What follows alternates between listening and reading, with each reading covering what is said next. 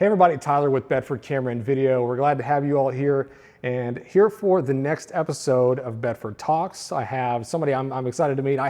We don't really know each other that well, but it's from the Rogers, Arkansas location. That's kind of where I met you, and I got to see your work, got to see your prints come off, and just got to develop a relationship. So it's really cool from the store level to have customer turned acquaintance turned friend. So I've had that happen many, many times, and I know other associates can say the same thing.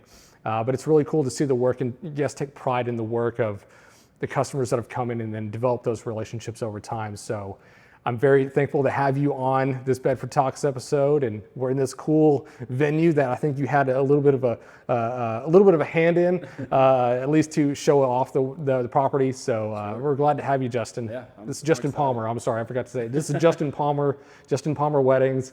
So thank you, Justin, so much. I'm awesome, man. I'm excited to be here. So tell everybody a little bit about yourself and the type of work you do. So I'm a wedding photographer based out of Northwest Arkansas, and I've been shooting weddings for probably close to 10 years now. Started mostly shooting like outdoors and things like that. I didn't really have like ambitions to be a wedding photographer by any means, and I would just shoot like our trips and our fishing trips and things like that. And then eventually just had friends reach out and ask like if I would shoot their weddings, and I was like, it's not really like my thing. And then it's kind of just kept going and going and going with that, shot that, and then it just kind of snowballed into where we are now, the short side of that. Sure, yeah. And it seems like you do travel quite a bit. Sure, yeah. It's not really like every weekend or anything like that, but yeah, traveling, especially in like Utah and Colorado areas, shooting there quite a bit. At first it was just like my friends that would go get married there, and now it's kind of turned into people that I don't know getting married in these locations, and them reaching out and flying out there, shooting that, and just enjoying that, loving it. How much of that is word of mouth versus marketing in that area on social media? I would say it's probably like close to 50-50. Okay. I haven't really like thought about it, but I would say in this area, like we're like in Northwest Arkansas, definitely word of mouth and that whole thing. But out there, it's like I will post stuff on Instagram and kind of push it, like run an ad out there for it, and then they'll see photos from Colorado, Utah, and then reach out and go from there. Very cool. Yeah. So did you grow up in a household with a photographer or with an artsy background? No, not at all. So you just kind of got into this on your own? Yeah, man. Like everyone was like business side of things. So they all worked for the Walmart home office and all that. And then I guess I just kind of planned on doing that as a kid. I was like, I'll just do what everyone else is doing. And then got into college, did that for a little bit. Took like photography classes in there, which it was more like film stuff at the time. And then graphic design was like my major, and then marketing was my minor. And then I actually got too busy with weddings during all that I just quit going to school and just did that full time. Was that a pretty easy decision to make? Like had it grown that much that you were like, this is I mean, I wouldn't say it was like a safe way to jump into freelance. It's always scary. A little scary, but my photography teacher at the time, she was like, just go do it. Like, she's like, you don't even need to be here. Just go do it. I'd been in that class, I guess like almost a full semester. And she was like, I was turning in work, and then I was like helping other people in the class, teach the class basically. And so she was like, just go do it. And so that kind of gave me the motivation to be like, okay, like if they're telling me like I can just go do this, I'll just do it. So just did that. And I had obviously like my family and stuff. They were like, sure. Like, oh yeah. Like we support you, but like it's a little risky like hopping into that. And especially at that time, we didn't have like Instagram, social media craziness like we do now. So, but yeah. And so did you learn photography in that course, or did you have some grasp of like exposure? Like, did you have some knowledge before you took those courses? No. Like, maybe on the like YouTube had just kind of started then, and so it was like I would learn little things from YouTube and just the basics, like the fundamentals of rule of thirds, exposure, simple stuff like that. And but yeah, no like course really, or I didn't read a book on it or anything like that. Just kind of dove in and did. You just picked it up really, really quickly. I don't know if it was quick or if it just kind of, it was fun. Oh, sure. So it was something new to learn, and I enjoyed learning about it. And so that's kind of how I was able to learn it maybe easily, because it was fun. It's a lot better than spending 4 years in a different field and just trying to figure it out, right? Absolutely. Just crossing your fingers and hoping for the best. But it seems like you may have had some sort of business knowledge or some sort of business interest that I assume may have helped you in. Sure. Like, I mean, I think naturally, like, I had more of like a marketing background, like where it was just like I was interested in I was a graphic designer. Like, I kind of knew maybe like color theory and things like that, like what go well together and just the basics like that. But other than that, that's really it. Oh yeah, it's pretty simple. Yeah. That's good. Yeah.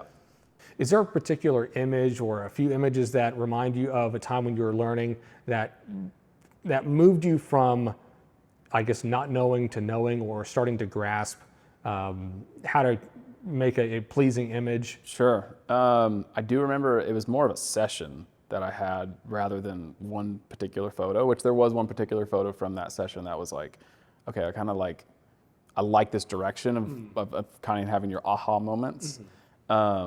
And that was Andy and Alex, if y'all are watching this, but they wanted to go out to Hawksbill Crag at like 4 a.m. Oh yeah. Catch the sunrise, do all that. I've never been out there. At that time, I'd never been there, nothing. I had no expectations, didn't know what to do. So we get out there and we're hiking with headlamps in the dark. Like, I think we left Bentonville at like probably 3 a.m., something like that. Got out there, did the hike, and like the sun's coming up and it's just like peeking over the mountains out there, and you have that big rock that kind of like sits out over the top of that. And that whole session was just, I remember leaving that and just being like, whoa, what did we just like stumble upon here? Like, the wind was just like moving her hair just a little bit and the dress a little bit, and then like it all just kind of came together. Like, I just couldn't, like, I feel like God was there just like, here you go. Just little dabble here. And yeah, when I left, I was hooked. I was like, that's it. So. And that was kind of early on in your engagement wedding side? I would say it was like, I think at that time, like, I was still trying to figure out like what direction of like wedding photography to go to, you know? So like you've got your more like editorial, you've got like your adventure type stuff and everything. And I kind of wanted to mix it a little bit together because I like both. And having that session really just like kind of brought it all in, or it was like, you can mix these two a little bit together.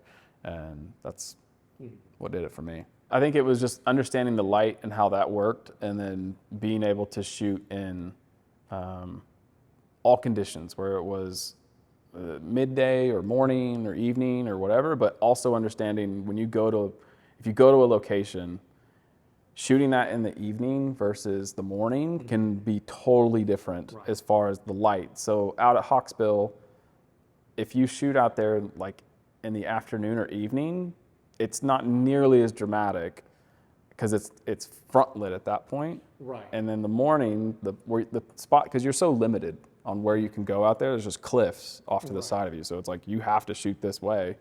And if you shoot it in the morning, like, they're all backlit, it's like super dreamy, it's really pretty, and you get like a nice contrast on the rock that's out there. So yeah, that was kind of where it was like, oh, this is kind of how this works. Got it. But before that, it was just kind of trial and error. Like, I understood a lot, but like really didn't like hone it in. And I feel like that session was just like, wow, here we go. I want to do more of this. Right. Yeah.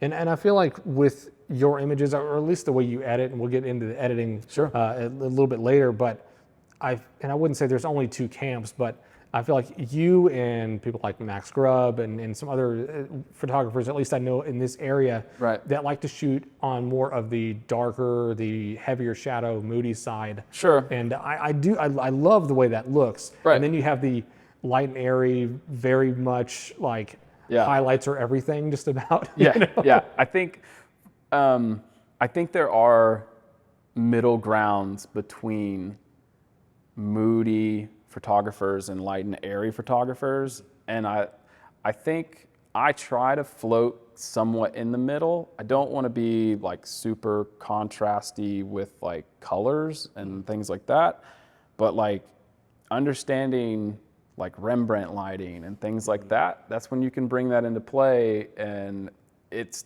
considered like, I think dark and moody, it's almost, it's not really that. There are some people where it is like, yeah, it's pretty dark, but I'm trying to shoot for like correct exposure, things like that, where it's like, this is how it looked, rather than like editing for that. So like the stuff like I'm shooting in camera, like all the stuff you see on Instagram and everything, that's kind of just what it looks like in camera. So we're not really like editing towards that, but just having, I like the idea of almost even like a cinematic, I know that word's like so played out, having a cinematic feel, but cinema seems to have a great exposure of highlights and shadows, and it's kind of this nice medium, but they're playing with light and playing with shadows and things like that, and I think that just brings more drama or more dramatic feel to your images, if that makes sense. Like, I know it's kind of like a lot of word vomit, but like, yeah, I think having the name dark and moody is, or having that style, it's like, it's not really that. It's kind of hard to explain. Like if other dark and moody photographers were here, they'd be like, yeah, like it's not dark and moody. Like we need to end that Oh, phrase. sure. But I don't know. But yeah, I think just having that middle ground, I think is where I try and land anyways. You try to make it look how Just you're what- perceiving it at the moment. Right. I mean, we're going to add a little bit of sauce to it, Sure. but yeah, for the most part, like nothing too crazy with the editing, and just understanding how people can be drawn in more to an image playing with shadows, I guess is a better way to put it. Yeah. The dark and moody thing, like even like Max, we talk about this, and it's I'm trying to say this without like throwing people under the bus. Oh yeah, of course. Like we want to expose for like, say, like in a bride's dress, like if there's lace or some kind of pattern in there, like we want to show that. Like there's things like that where if you expose too much, you lose all that. But if you like underexpose it, then we just get like, we lose all the shadows and things like that, which in my opinion, I kind of want to keep some, just enough where it's like, you can see there's a little detail there. I don't want to completely crush it, but yeah, I think, but yeah, I do agree with you that there are kind of like two camps where it's like light and airy and then dark and moody, but it's kind of tough to. And I hate that it feels that way. It's like you have to, it's almost like political parties. You have to fall into. You got to fall into one of them. Be careful what you say, be careful how you edit, and you'll fall into, But I mean, people kind of put those on people. Right. Because with my own photography, I try to be more, I guess a lot like how I saw it in the moment, how the room looked or how outside looked. I want it to be as and then close just to add that as possible. a little sauce to the mix. And Exactly. you're good. And put your own style on it. But I think playing with shadows, I guess, is a better way to put it. Playing with shadows for me is more fun. Put it that way. Keeps me like interested in light and what it's doing and how it's changing. And that's not to say, hey, fourth wall here, not to say that experimentation is not worth it, because it totally is, because there's some incredible styles that have come out of it. Absolutely. Like I think if you're not experimenting and you're not trying other things, like you're gonna get bored. You can't just keep doing the same thing forever. Like you're gonna be like, okay, this is enough of that. Like you have to venture off into other things, and whether that's you're trying something new on someone's wedding day, like that's a little iffy, but in your own spare time, try some new things. Hire a model to go try some stuff out, whatever. So yeah. So in terms of post-processing, editing, how far do you go with that? Are you kind of a basic like contrast and saturation kind of guy, or? Yeah, so I am a big believer in curves. So your tone curves, I think getting that kind of where you want it. And then obviously like your color tone curves, because every camera manufacturer is different. So like if I edit something on a Nikon camera and then I use the same curve on a Sony camera, like it just doesn't work. So you kind of have to get that to get those skin tones right. And I actually had a guy in my on Instagram yesterday. I'd posted I'd shared a photo on my story, and he was like, "Hey, how do I get these skin tones?" And he's like, "I'm shooting with a Sony whatever," and I was like, "I can't tell you how, because that's a totally different world than what I'm doing." But I was like, I would definitely just play around with your tone curves and go with that. But as far as tone curves are great, your split toning, I guess I say there's not much that goes into it. I've just had my own presets that I've kind of built over the years, and so I just click it and kind of edit from there. But I will say, like, every camera company is different. Like, you may have to pull your saturation way down on certain camera brands, and other ones you don't even need to really touch. Right. So just, but with the Nikon stuff that I'm doing, it's pretty it's easy to maneuver and manipulate color and everything on there. It's coming out of camera, it's pretty good, like where I want it. And then I just kind of maybe change white balance a little bit, play around with the tone curve just a touch, and then share. As far as like daily driver, you're looking at like with, I guess, camera and lens, what are you mostly using? Mostly a Z9 or a Z8, and I don't think I could go without a 50 millimeter. 50 is kind of like the go-to. And the 85, I like that a lot. And we're talking just for weddings, so I'm not like a landscape photographer or anything, but pretty much anything between like a 24 and an 85, but 50, like I would have to have that. It's kind of your go-to. That's the go-to. That didn't come off. It's on one of the cameras at all times. I've never shot like with I take that back. For a season, I did shoot like 35, 85, like the whole year. And then they came out with that 50 1.2, and like I just fell in love. Like that's amazing. Because I know that's pretty standard, 35, 85. You'll see that just about every wedding. Yep. But then you have some others that are like, and I shot a college graduation photos with a 50 and a 100. Oh yeah. And I liked the compression on it. It was unusual, but it worked really well because I was trying to get certain buildings at the U of A. Right. Because while I guess I was kind of shooting wide open. I was anywhere between f2.8 to f4 because I still wanted to show it was the engineering building. Right. Because that had a lot to do with his experience there. He spent a lot of time in that building. For sure. So I wanted that to be part of, almost like it was a friend in the photo with, it was my brother-in-law. And I felt like it really worked out well. And there were even certain spots where you could see the word engineering above him. And so I feel like it really fit the photo well. For sure. That's great. Yeah. Cool. So I guess on the topic of processing comes the buzzword, comes the filler word AI, the artificial intelligence within the software that we're using. And I know there's a fine line of where it's assisting the process, but also there's the other side where you barely cross the line into creative decisions and content creation, so to speak, on that. And it's like, how far do you go with that? I mean, we can go anywhere from using, you and I were talking about using like the patch tool and the clone stamp. I mean, I've used that millions of times to get rid of just like minor annoyances out of stuff.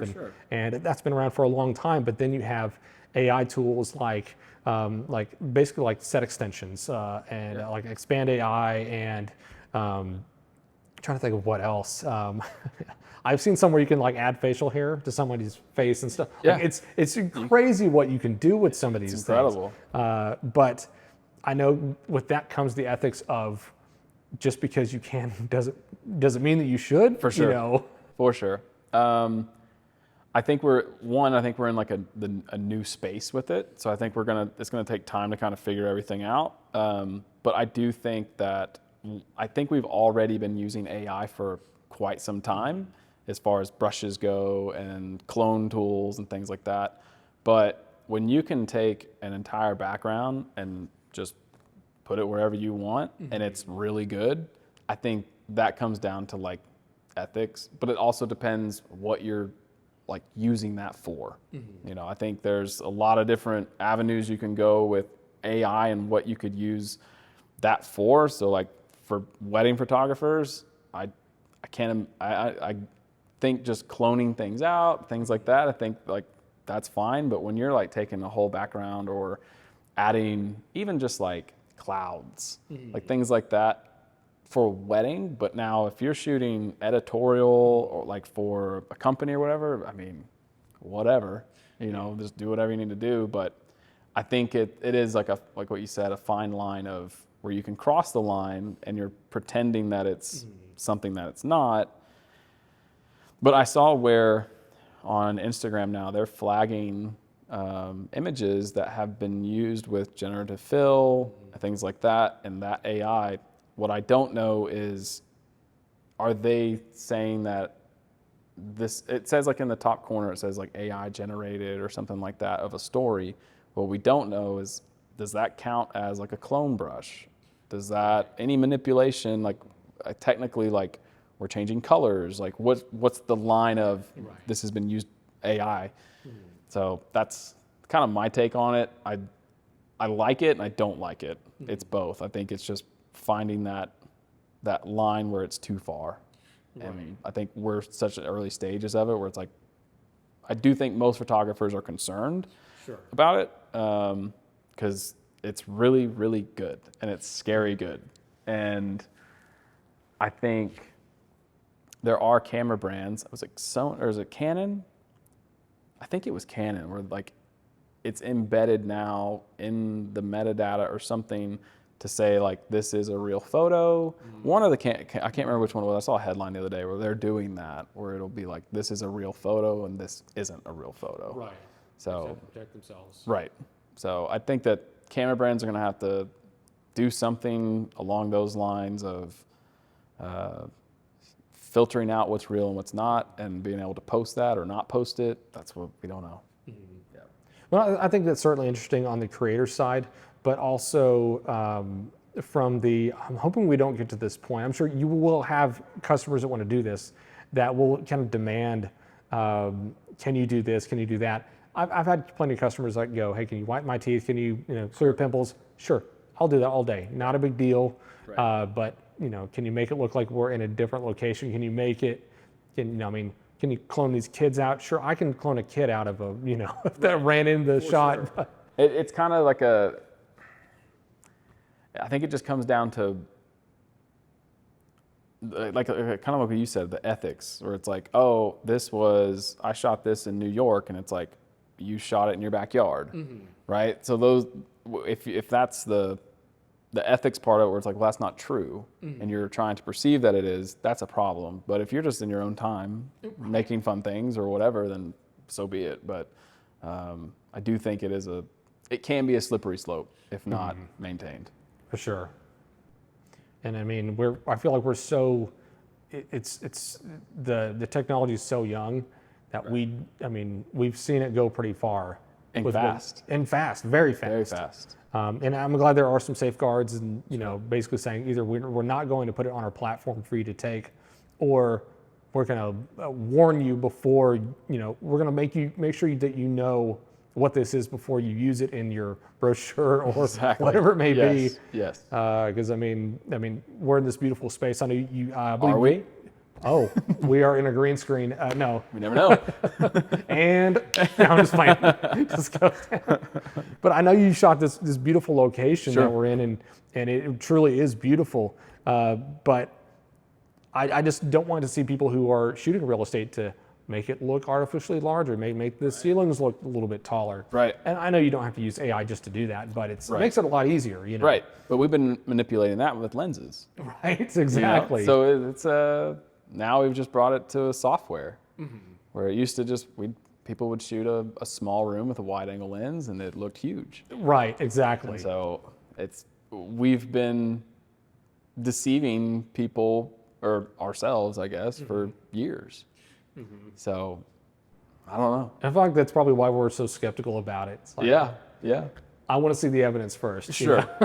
Well, let me look at this guy's profile before I Yep. really believe what he's saying, 100%. So if you were giving advice to somebody in high school or college or someone starting out or wanting to get into this type of work, what is some advice you'd give to them? Shoot everything.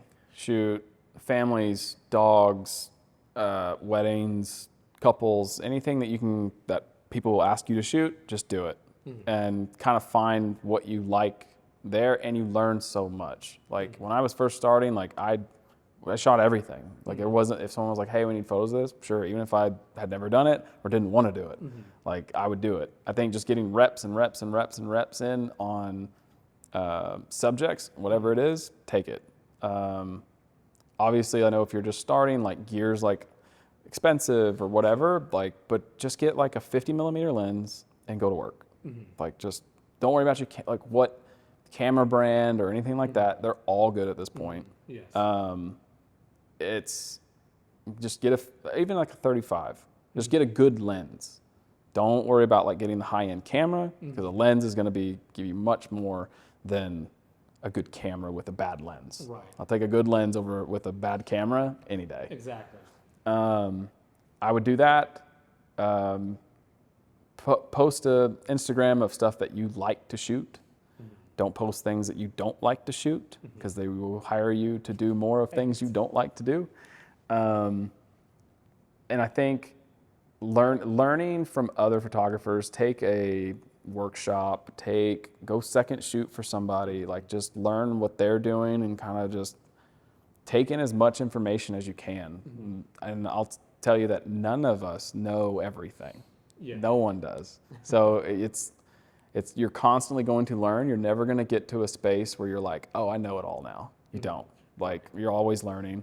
But yeah, I would say that's what I would do, is just dive in, man, and shoot everything. And then find your niche or whatever from there. Now, in terms of, we talked about kind of what you shoot and what's in your bag, but what is an accessory, a non-camera, non-lens accessory that always goes in your bag, always goes with you? It is a must-have, non-negotiable. Hold-fast straps. Okay. Camera straps. Those are the ones that are, I guess, they have like do the double dual straps. Yeah. Okay. Yep. That. Protein bars, electrolytes mix. You never know. Those, especially for wedding days. If you're shooting weddings, get you an electrolyte mix, and I promise you will wake up the next day and feel 10 times better than what you're feeling on Sunday morning. I'm assuming you don't always get to get a meal in. Yeah, I don't know, you can keep this in there, but I typically don't even eat wedding meals anymore, because I've ate so much of them. I'm like, okay, we're good. Like, I just want, like, give me some trash food, like, afterwards. But yeah, I typically don't eat at weddings anymore. Yeah. Just give me a little protein bar, hold me over, and we'll be good to go. I saw a video where it was like the wedding photographers versus the wedding videographers. Yes. And the wedding photographers are like still at work, working, like, sweaty. And then they walk by and they're like, plates of food. Like, hey. Yep. It's accurate. At least you're not like eating in a room by yourself. They're like, oh yeah, you're over here. Oh no. I personally, I think like vendor rooms like that, I'm like, just go eat outside or something. Right. Don't put us in the back, put somebody in the back room. That's fine. Yeah. That's pretty funny. I'm very thankful that the few weddings that I've shot, I was going anyway. Yeah. And so I was just one of the guests. So I didn't have to like be awkward and be like, hey, this isn't like the groom's family, right? I don't like sit down at the table. Right. So that's an accessory, that's something physical. What is an intangible? What's something that's always on your mind on a shoot?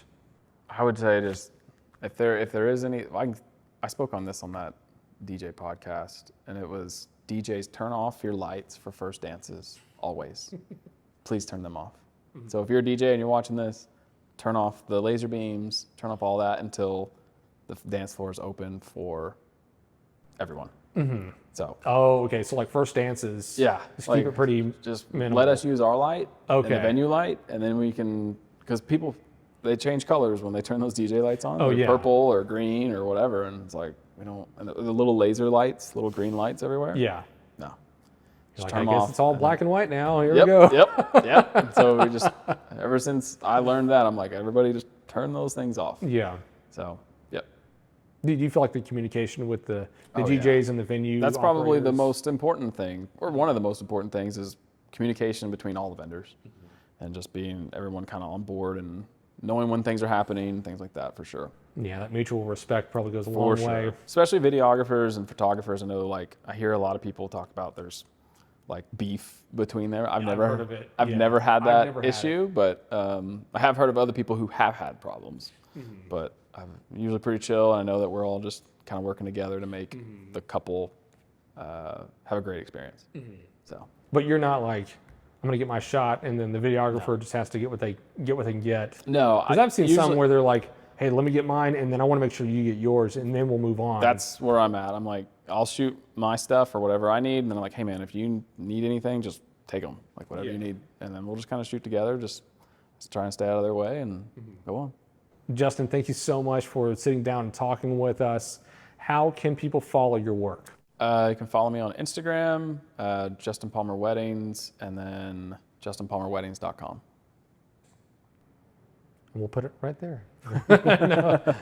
Cool. But yeah, I mean, it's really cool. It's really cool to meet different photographers in this area, but also I've done some of these with folks in Oklahoma City, and there's a lot of really cool local areas. I know people can travel as much as they want, but it's really cool to see the talent that's in these pockets where our markets are.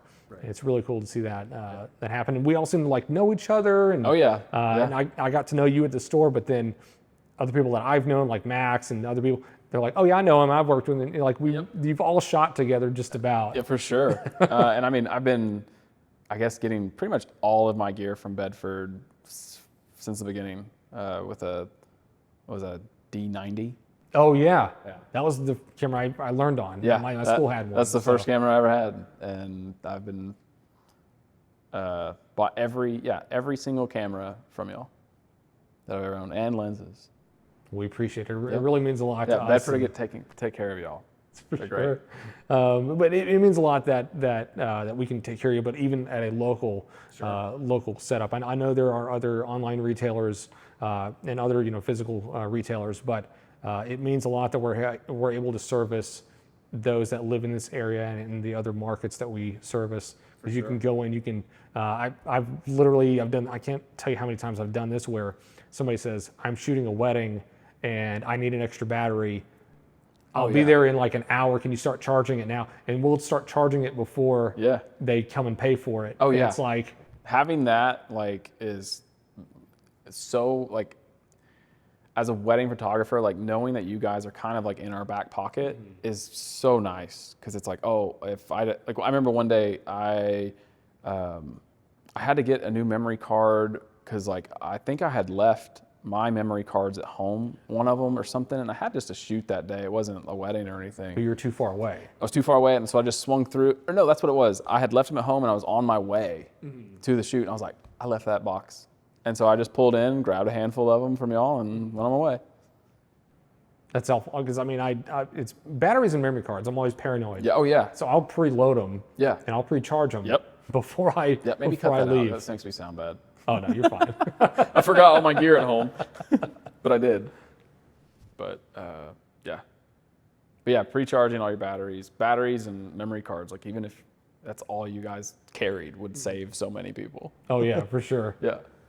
Well, Justin, I'm so used to just calling you Palmer, so I'm having to remember you can call me your that. first That's name. what my friends call me, so you can call me whatever you want. That's how we knew you in the store. It was just like that's Palmer's work, Yep. or Palmer's coming in. Yep. So it's kind of funny how you hear these nicknames. But Justin, thank you so much for sitting down and talking with us in this beautiful space. It's always it's more fun to edit when you're in a nicer, pretty space to shoot. So thank you again so much for sitting down and talking with us.